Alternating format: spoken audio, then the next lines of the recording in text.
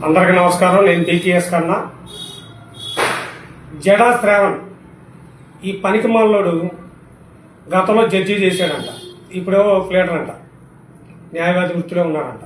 ఒక కోర్టు వేసుకుంటాడు, వచ్చేసి డిబేట్లు పెట్టడం యూట్యూబ్ ఛానల్స్లో వాటిల్లో.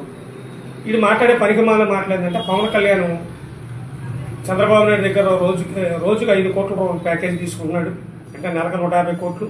అంటే వీడు చంద్రబాబు నాయుడు ప్యాకేజ్ ఇచ్చేటప్పుడు ఒక బాత్రూంలోనూ మంచం కింద చూసి ఉంటాడు, అందుకని చెప్తున్నాడు. తర్వాత పవన్ కళ్యాణ్ ఫోటో గవర్నమెంట్ కార్యాలయాల్లో ఎక్క పెడతారు, దాన్ని తీపిచ్చే సత్తా నా దగ్గర ఉందంటాడు.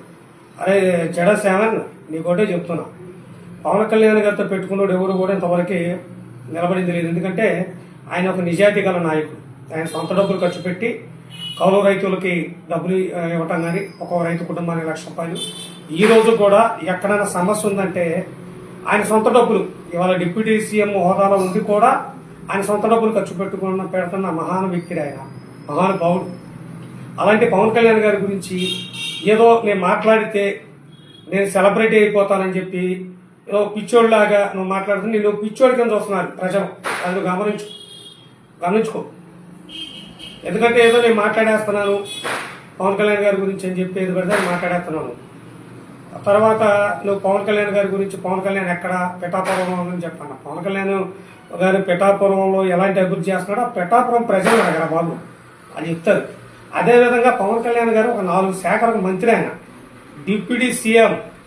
ఆయన ఫోటో ప్రభుత్వ కార్యాలయంలో ఉంచాలని కూటమి నిర్ణయం.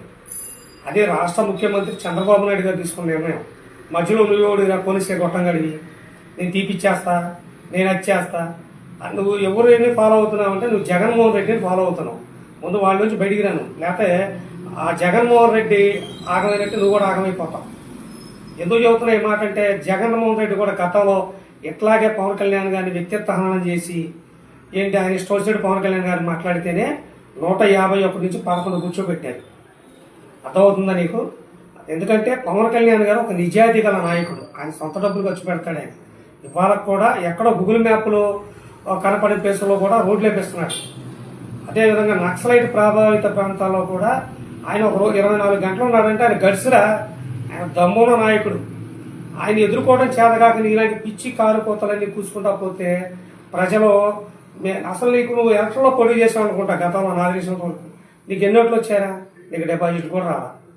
నువ్వేదో కులం కార్డు అడ్డం పెట్టుకుని ఏది పడితే అది మాట్లాడితే పవన్ కళ్యాణ్ గారి గురించి ప్రజలు చూస్తూ ఊరుకొని మిమ్మల్ని చెప్పులతో కొడతారని బీకేఎస్ మిమ్మల్ని హెచ్చరిస్తుంది.